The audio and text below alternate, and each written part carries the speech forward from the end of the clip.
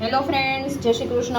Welcome back to my YouTube channel. તો friends, આજે મેંગોનો powder બનાવ્યો છે.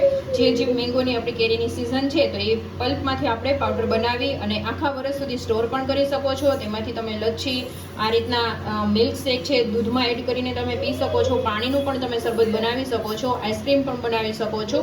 મન ચાહે તમે રેસીપી કેરીમાંથી તમે બનાવી શકો છો.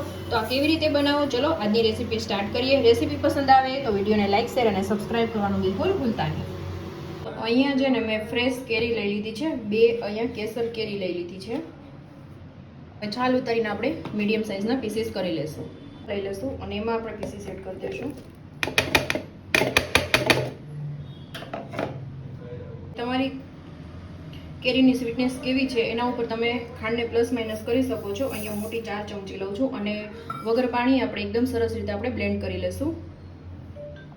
તો જો આ રીતના બ્લેન્ડ થઈ ગયો છે. થાળીમાં છે ને ઘીથી આપણે ગ્રીસ કરી લેવાની છે અને આપણે આ રીતના આપણા ખાઈમાં કરી દઈશું.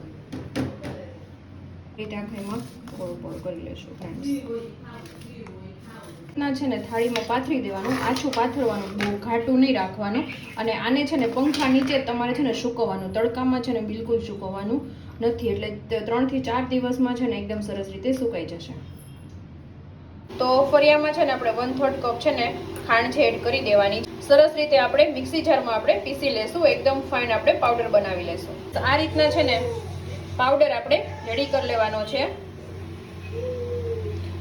અને પછી આપણે કોઈ એરટાઇટ બરણી હોય છે એમાં તમે ભરીને બહાર પણ રાખી શકો છો.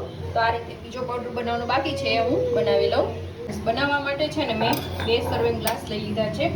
એમાં આપણે 1 ચમચી એડ કરીશું.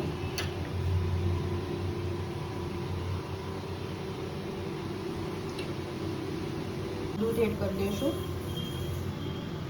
તો ફ્રેન્ડ્સ, આપણા જે બંને દૂધમાં અને પાણીમાં બંનેમાં રેડી થઈ ગયા છે.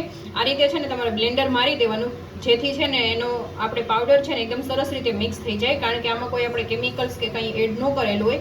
એટલે બજારનો જે પાવડર આવે ને એમાં કેમિકલ્સ હોય છે કે જેથી તમે પાણીમાં નાખો ને ચમચીથી મિક્સ કરો ને તરત જ એ મેલ્ટ થઈ જાય. તો આપણે આમાં બ્લેન્ડર અથવા તો મિક્સી જારમાં આપણે બ્લેન્ડ કરવું પડે છે. તમે બ્લેન્ડર પણ મારી દો તો પણ ચાલે છે.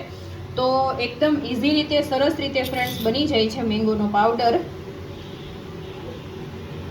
તો આઈ હોપ કે આજનો વિડીયો તમને પસંદ આવ્યો હશે. ફ્રેન્ડ્સ, વિડીયો થોડો પણ પસંદ આવ્યો હોય તો ચેનલને લાઇક, શેર અને સબસ્ક્રાઇબ કરવાનું બિલકુલ ભૂલતા નહીં. તો મળતા રહેશો નવા કુકિંગ સાથે. ત્યાં સુધી જય શ્રી કૃષ્ણ, બાય બાય.